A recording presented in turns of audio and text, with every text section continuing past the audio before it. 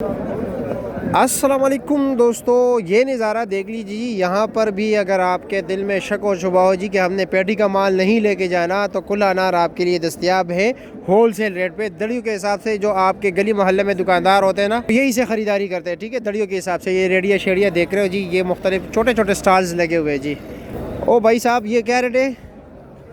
हाँ, ये 2000 रुपये का, ये 2000 रुपये दड़ी है। 2500 वो 2500 रुपये बेच रहे हो, 2300 का लगा गया। जो बैक साइड पे ये लगाए हुए छोटे से जो है ये निशान वाले, उसका क्या रेट है? 1300 रुपये, 1000 जो जहाँ पर लग गया जी। और ये वाला निशान, ज़्यादा निशान वाले, ये क्या रेट है? ये 700-800 रुपये दड़ी है। और कैसे आप मज़े में? अस्सलाम वालेकुम। ये क्या रेट चला रहे हो? वो वाले अच्छे वाले? हाँ, 2500 रुपया, 500 रुपये किलो, टॉप क्लास, एक नंबर अनार। ठीक हो गया जी, शुक्रिया आपका।